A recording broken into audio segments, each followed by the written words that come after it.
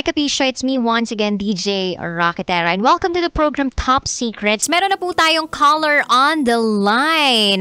Hello, magandang gabi sa'yo. Hello, naririnig pa po ba ako? Sorry, first time po. Opo, On air. naririnig ka na. Pwede bang malaman kung ilang taong ka na? Kasi parang ang Hello? bata-bata mo pa. Hello? Naririnig ba ako? Hello po. Hello? Yes, Ate Rocky Tara. Hello po. Hello? Anong alias mo? Yeah, it's my first time to join sa ganito. It's okay. Lahat naman may first time eh. Yes Anong po, pangalan tama. mo? Anong tatawag namin sa'yo? Ano nga po, nagbaka sakali para gumawa nararamdaman ko. Ay, maganda yan. Ano munang tatawag namin sa'yo? Kanina pa kita tinatanong kung anong pangalan mo, ha? Ay, sorry, kanina hindi ko po narinig. Sorry na po. Okay. Call me Roxy na lang po. Roxy. Tagasan ka, Roxy? I'm from Antique po. Antique. Ilan taong ka na if you don't mind me asking? 28. 28 years old. Alam mo yung boses mo parang kakatungtong lang ng 18. Hala, grabe. Oo, feeling young and fresh yarn. Wow, Anyway, thank you. Roxy of Antique, hindi na ako Hindi po magpapali... broken. Ano? Hindi halatang broken. Hindi halata, Ate Rocky. Okay, sige na. Roxy, hindi na ako magpapaligoy-ligoy pa ha. Ano ang top secret mo? Top secret is I once become a cheater. Naging marupok ako. Nasaktan ko yung taong mahal ko. Patawad naman po niya ako. Unfortunately, tinanggap niya ako. She chose to stay. Kaso, para palasahan ako. And it hurts. Ayun. Kasi nasakal ako. Nasakal ka kaya nagloko ka? Yes, kasi hindi niya ako matanggap for who I am. Nang buong buo. It's all I need. Not the gifts. Hindi ko kailangan yung mga binibigay niyang regalo, pera, o ano pa man. All I ask is acceptance. Kung ano yung pananamit ko, paano ako manalita, and yung nakakayanan kong maibigay na pagmamahal. Kasi in some point, lahat naman pwedeng magkulang kasi wala namang perfecto. Yun yung paniniwala ko eh. The problem is, hindi niya nabigay. Dumating ako sa point na napagod ako and naghanap ako ng acceptance sa iba na hindi niya mabigay. Ano kung mali? Pwede ako ma-judge. Kaya lang kasi, I'm in pain. Kasi hindi ako makuha sa taong mahal ko na nagmamakaawa na ako. Like every day, can you just accept me? Ganito ako manamit. Nagbago naman ako, hindi nga lang ng buong buo. Kasi for some time, namimiss ko yung totoong ako. I don't think nakasalanan siguro minsan naging konting pa-sexy bilang girl. Bagay hindi maintindihan ng partner ko. Which na-accept ng iba. Kaya, ayun, nahulog ako sa moment na nag-cheat na pala ako. Hanggang nakipag-meet na ako to that someone without love.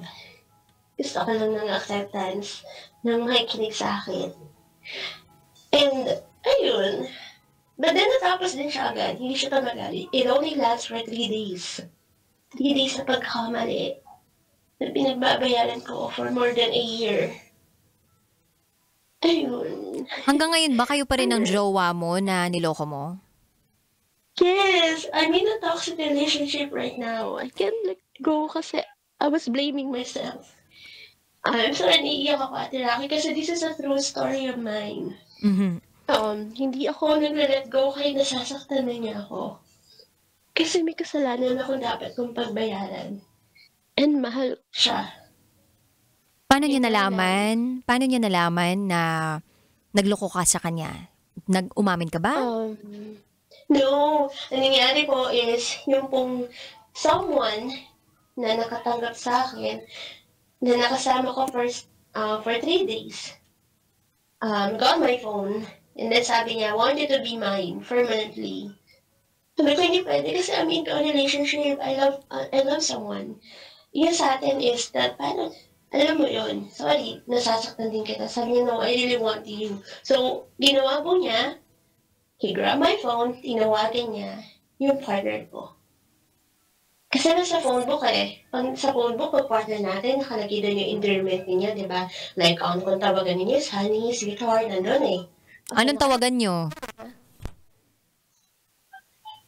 Anong tawagan nyo ng partner mo? Han. So, yun yung tinawagan niya, yung hon na yun. So, ayun na nga po. Nakita niya, tinawagan niya. Sumagot yung partner ko. Na nag-usap sila. And, ayun nga po, yung someone na yun was too proud of having me for 3 days. And syempre, nasaktan yung partner ko, Ate Rocky. Sobrang doom talaga yung araw niya that time. And, yung someone na yun, nagmakaawa, napakawalan na ako kasi hindi naman ako tanggap.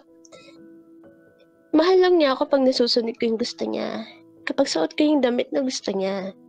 And nasasaktan yung someone na yun, na ganun yung pagmamahal na binibigay niya sa akin. Walang full acceptance. And yung partner ko said no. Akala ko mahal niya ako kaya siya nag-no. I was in cloud 9 kasi nag-no siya. Akala ko nilalaban niya ako, Ate Rocky. Until, yun na nga, nakita kami ni partner. Pinaramdam niya sa akin yung pagkakamali ko. And nag-demand siya to stay. Kasi mag-i-stay din daw siya sa relationship namin. Ang unfair lang kasi sana nilet go na lang niya ako. Kesa parusahan ako. Kasi I deserve to be happy. Iyon yung nakakatanga lang po talaga siguro magmahal. Kasi I was trapped in a situation na a matter of punishing myself. Pinagbabayaran ko yung pagkakamali ko, yung nasaktan ko yung partner ko na mahal ko. I really don't know what to do, Ate Rocky. Sobrang hirap. Hirap po. Nung nagkakilala kayo ng partner mo, etong partner na naloko mo na ha, sinasabi mo hanggang ngayon hindi ka pa rin makawala sa kanya, toxic relationship yung meron ka sa kanya. Paano kayo nagka-inlovean? Ano yung mga factors kung bakit kayo naging magkarelasyon? Syempre, nandyan yung attraction. Malamang nakita ka niya kung sino ka, 'di ba? At tinanggap niya kung sino ka. O bakit hindi niya magawa yun ngayon? Yes, we started to sobrang okay. Yung papangalapin mo talaga, ideal relationship for couple. Naging crush ko siya, tapos crush din pala niya ako. There's something into me na nakita daw niya na gusto niya sa isang girl. Na gusto niya i-keep. Na gusto niya makarelasyon. Sobrang mahal niya ako that time. We lasted a good relationship for 2 years. 2 years na, oo, tanggap niya ako. Pero, syempre, dun makikilala yung tao as you go along habang tumatagal kayo. Sa una, masaya. Sa una, mahal na mahal ka. Hindi mo pa makikita yung flaws niya agad, Ate Rocky eh. That's what happened. Tsaka lang siya namansin after 2 years. Ayoko na ganyan kinakain mo. Ayoko ng type of music mo. Ayoko ng friends mo. Ayoko ng way na pananalita mo. And me, bilang nagmamahal, I tried my best na sundin siya. Tinanong mo siya kung anong rason? Kung bakit niya pinipigilan na maging ganun ka? Or bakit niya pinipigilan na makipagkaibigan sa iba? Or bakit ayaw niya na yun yung suot mo? Yes, tinanong ko po siya. And sabi po niya, ayoko na suot mo kasi masyado ko lang papansin. You're too loud sa sinusuot mo. Akala ko naiinggit siya eh. Attention seeker ka. Yan. Ha? Sinabihan ka na niya ng attention seeker? Ano pa? Sinabihan ka niya ng attention seeker ka? Yes. So what was your reaction? Maging masaya ka sa akin na napapansin ako ng iba and nagpapaganda ako for you. Lalo na pag-date natin when we're together. Kasi I wanna look good. Sa paningin mo, hindi sa iba. Yun yung sinagot ko sa kanya. Okay, sorry not... Na... ako ito ha, sorry not sorry to ask this question. Pogi ba tong jowa mo para makapagsalita ng ganyan? Ano pa? Sorry po. Pogi ba yan jowa mo? Pogi ba siya? Pogi ba yan jowa mo? Sakto lang. Sa paningin ko po, dahil mahal ko sobra, pogi syempre. Yun. Insecure ba siya? Masasabi mo bang insecure siya sa life? Insecure? Hindi po siguro insecurities eh. Ang sabi kasi ng mga naka-observe sa attitude niya, sa ugali niya is possessive. It's not a matter of insecurities eh. Yung pagiging possessive niya. Uy, I can honestly say that it works hand in hand yung pagiging possessive and insecure kasi why would you control someone and be possessive to someone kung alam mo naman kung ano yung kaya mong i-offer dun sa tao, 'di ba? That means ayaw mong mawalan ka. Ay, siguro po, yun na nga po yun Ate Rocky. And hindi naman po ako mawawala sa kanya sa simpleng pananamit ko ng yung gusto ko talagang damit. Kasi 'di ba, syempre we all have our styles, our own styles sa pananamit. Kung saan tayo komportable, masarap sa pakiramdam Ate Rocky, 'di ba? And hindi naman ako masyadong revealing magdamit. Dumating ako sa point Ate Rocky na yung ka-office mate ko, friends ko, tinatanong ko, revealing ba yung suot ko? Kabastos-bastos ba ako? Hindi ba katanggap-tanggap yung suot kong damit today? And they were saying na, why? Kasi, until one time, hindi ko na kanaya Ate Rocky kasi inaaway ako ng mahal ko eh.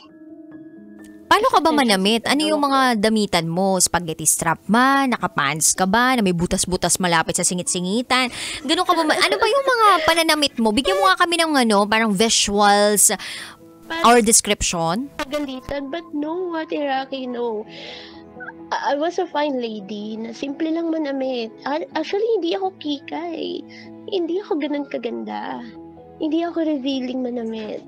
Pero para sa kanya, hindi maganda ang damit na sinusuot ko. Only for that person na mahal ko. Sa kanya lang. Tinanong mo siya kung ano yung gusto niyang pananamit mo? Tinanong mo ba siya kung anong gusto niyang pananamit mo? Dapat sinabi mo sa kanya, pag shopping mo ako, sabihin mo sa akin kung ano yung dapat kong suotin ko na lang. Ginano mo ba siya minsan? Sorry, Ate Rocky, nagkakatingin na out po signal ko. Pasensya na po sa listener din. Hindi, it's okay. Feeling ko lumalakas na yung boses ko kasi nainis na ako dyan sa jowa mo. Anyway, yes po. puputulin ko muna saglit ang ating conversation at magbabalik tayo right after the commercial break. So, okay. Roxy, stay put ka lang dyan at kayo mga kabisyo, this is Top Secrets. Kailangan pa bang i-memorize yan? Love Radio! Basic!